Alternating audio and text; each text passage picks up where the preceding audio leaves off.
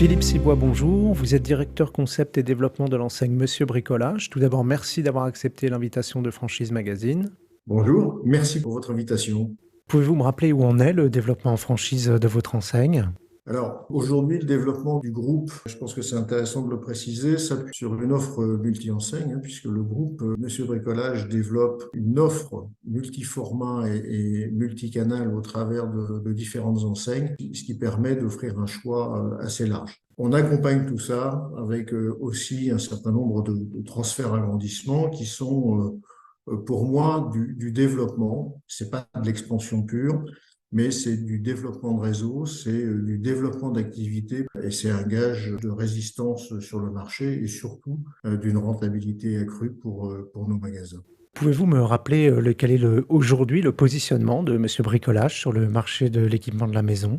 Alors, le positionnement de Monsieur Bricolage est un positionnement sur la proximité, puisque la majorité de nos magasins se développent jusqu'à 2500, 3000 mètres carrés. Donc, on reste encore dans la proximité avec une forte accélération sur les formats autour de 1000-1500 mètres carrés.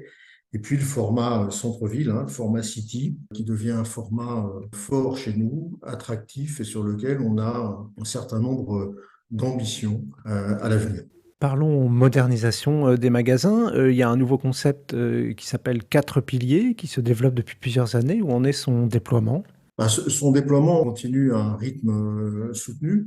On a un rythme depuis maintenant 3 ans qui est un rythme entre 25 et 35 modernisations par an au niveau du réseau. C'est lié bien évidemment à la croissance qu'apporte ce nouveau concept, à la rentabilité que cela amène aussi.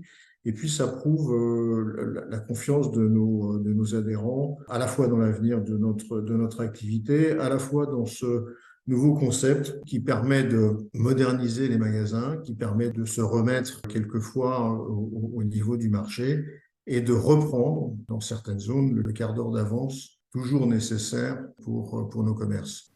Vous avez parlé du format City. Je crois qu'il y a également un format de petit commerce, peut-être plutôt destiné aux petites villes, qui est en cours d'élaboration. Pouvez-vous nous en dire plus? Oui, on travaille un nouveau modèle qui est pour l'instant au stade de pilote. Il n'y a pas de déploiement prévu sur ce nouveau modèle, mais c'est quelque chose que l'on travaille et qui permettra un déploiement plus rapide, beaucoup moins cher. Pour un magasin traditionnel, j'ai envie de dire, quel est l'apport à prévoir? Tout dépend si on est en création ou en reprise de magasin. Il faut maintenant, sur un magasin, Monsieur Bricolage, quand on est en reprise de magasin, il faut compter à minima 150 à 200 000 euros sur un apport personnel minimum. Une fois encore, j'ai toujours un peu de réticence à donner des apports, puisque ça dépend vraiment du dossier. Il faut encore une reprise peut-être plus accessible en termes d'apport. Quelle qualité, quelle compétence, quelle expérience professionnelle peut-être il faut avoir pour devenir franchisé Monsieur Bricolage? Il y a bien évidemment des qualités essentielles de commerçant. Je crois que ce sont les premières qualités que l'on demande. Commerçant, bon gestionnaire, puisque un bon commerçant, c'est un commerçant qui gagne de l'argent. Et donc, il y a un niveau de qualité de gestionnaire qui est importante. Mais on recherche aussi des entrepreneurs et des commerçants qui partagent nos valeurs, qui partagent notre vision du commerce, qui sont prêts à s'engager dans leur zone pour leurs clients, qui sont prêts à s'engager auprès du groupe pour collaborer à l'avenir de Monsieur Bricolage, et puis qui sont prêts aussi à faire grandir leurs collaborateurs. Je pense que c'est toutes ces qualités que l'on recherche, en plus d'une adaptabilité forte. On a un environnement qui change, qui bouge. On voit bien les problématiques aujourd'hui que l'on a, par exemple, au niveau du recrutement. On parlait de collaborateurs. Je pense que chacun a des problématiques de recrutement. Ça veut dire que sur toutes les problématiques qui se posent, il faut qu'on ait des gens qui soient extrêmement mobiles, flexibles, très agiles, en plus de toutes les qualités que j'ai données auparavant. Et pour finir, quel conseil vous pourriez donner à un porteur de projet qui hésiterait à se lancer avec votre enseigne?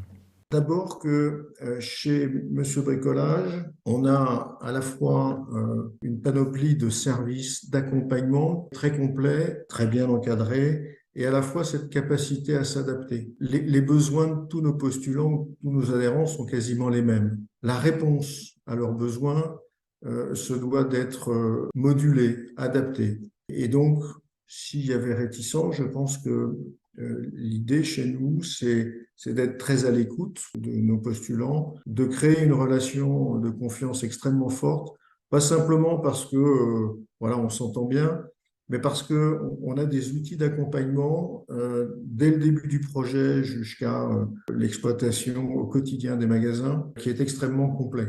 Du contrôle de gestion, de la finance, de l'offre, les planogrammes, le développement, puisque un magasin, il continue de vivre et il peut faire appel au développement, sur bien évidemment tout l'aspect marketing, hein, les campagnes de pub, tout ce qui est fidélité, tout ce qui est toute la partie digitale, et Dieu sait si elle prend de l'importance depuis un certain nombre d'années.